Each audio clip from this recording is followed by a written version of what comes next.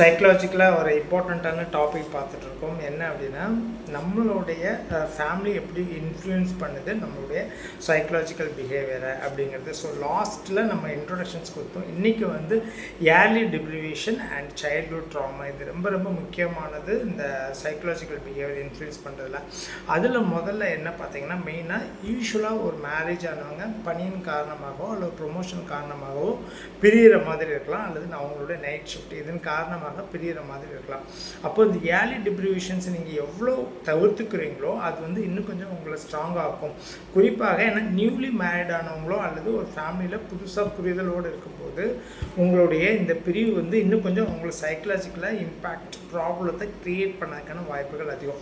முடிஞ்ச அளவு ஒருத்தர் புரிதல் மூலமாக ஒன்று நீங்கள் அவங்களோ அல்லது அவங்க இருக்கிற இடத்துக்கு நீங்களோ மாறுதல், தட் மீன்ஸ் ட்ரான்ஸ்ஃபரோ அந்த மாதிரி, அல்லது நீங்கள் அவங்க இருக்க இடத்துக்கோ போனீங்கன்னா இன்னும் கொஞ்சம் உங்களுக்கு புரிதல் அதிகமாக இருக்கும், சைக்கலாஜிக்கலாக ஸ்ட்ராங்காக இருக்க முடியும். ஸோ இந்த ஃபண்டமெண்டல் தான் ரொம்ப ரொம்ப முக்கியம்.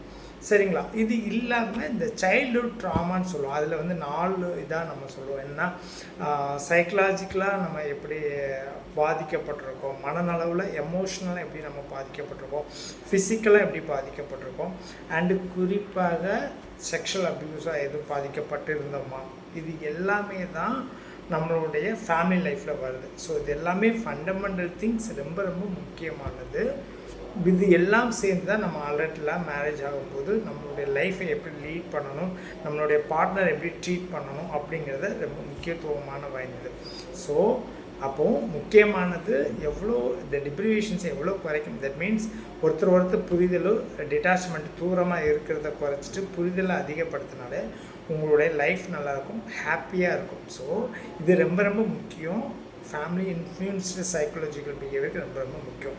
இன்கேஸ் நீங்கள் சைல்ட்ஹுட்லேயோ அல்லது ஆஃப்டர் மேரேஜுக்கு அப்புறமோ அல்லது அந்த சைல்ட்ஹுட் ட்ராமானால் செக்ஷுவல் அப்யூஸ், அதனால் சைல்ட்ஹுட் ட்ராமாவில் கூட இப்போ வரைக்கும் நம்ம கிளைண்ட்டெல்லாம் 2-3 பேர் வந்து இந்த சைல்ட்ஹுட் செக்ஷுவல் ட்ராமானால் முதலிரவு கூட அவங்க தள்ளி போட்டிருக்காங்க.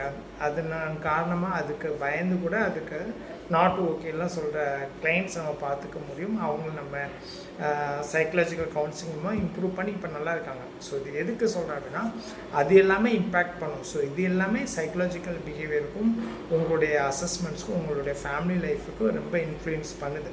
ஸோ ஃபிசிக்கலாகவும் நம்ம கஷ்டப்பட்டிருந்தாலும் சரி, எமோஷ்னலாக நம்ம வீக்காக இருந்தாலும் சரி, சைக்கலாஜிக்கலாக நம்மளை வந்து வேர்ட்ஸ் யூஸ் பண்ணி எமோஷனல் நம்மளை காயப்படுத்தியிருந்தாலும் ஃபேமிலி லைஃப்பில் வந்து அது ரொம்ப இன்ஃப்ளூயன்ஸ் பண்ணும். ஸோ அதன் காரணமாக நமக்கு லைஃப்பை வந்து லீட் பண்ண தெரியாமல் இருக்கலாம்.